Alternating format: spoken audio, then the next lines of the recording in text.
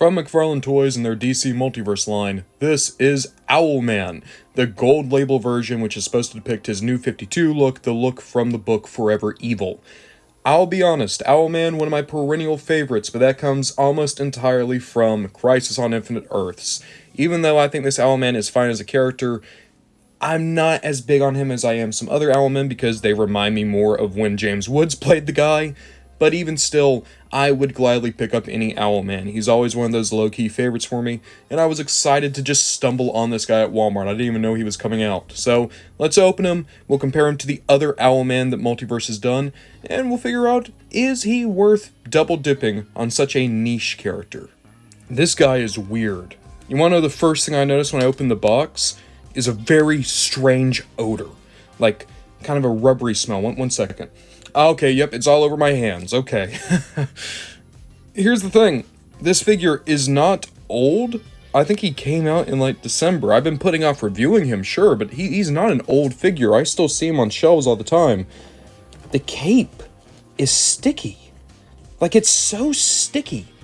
The way I can describe it is if you've ever messed with, like, a Jax action figure or a Toy Biz action figure from the early 2000s, if you don't get them out of the box in time, this is going to start deteriorating because it's too close to the clear plastic.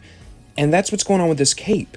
It's just a few months old, and yet that gunk, that film is already on it.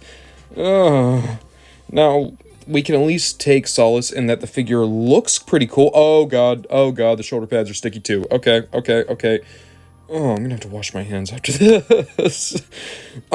You know what? I'm gonna say no. I'm scared to put this guy, like, with my other figures, because I'm worried, like, what happens if he falls on, like, one of the ones that are kind of expensive that I couldn't replace super easily. You know what? That's a bridge to cross later. The figure looks fine. I'm not, like I said, this is not my favorite Owlman design. I think it looks fine. I like the blues and the blacks. The color scheme's cool. The design's good. It's just not my favorite Owlman look, you know? In terms of articulation, you have a ball joint at the head, you have a universal at the shoulder, you have an upper arm rotation, you have a double jointed elbow, you have a universal at the wrist, diaphragm joint, waist joint, universal joint at the hip, you have a double jointed knee, and you have ankle articulation and a toe joint.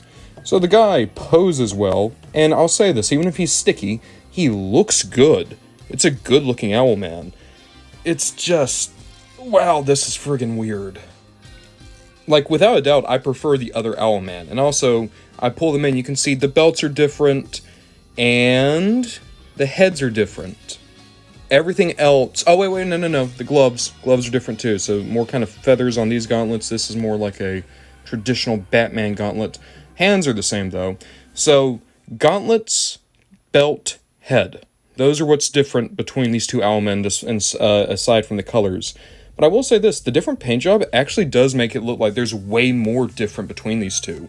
It's a great little piece of evidence that all you have to do to make a good-looking figure out of one that already exists is take special attention to tiny things you can tweak, and then just choose different colors. This is a good-looking duo of Owlmen. Alongside that, I will say this was a Target exclusive. I'm just feeling his cape. It's not sticky. But of course, I also got this guy when he was brand new. And I opened him when he was brand new. The capes are the same. They are the same sculpt. But they are different materials. Here's how this one contorts. I don't know if you can see this, but it's a lot more stiff. This one is so much more rubbery and squishy. And I think that's what it is they used a different material for this cape. And don't get me wrong, I think it looks better. You got like this nice kind of gleam off it. But I think the cost of that is you might get a little bit of that Jax sticky disease.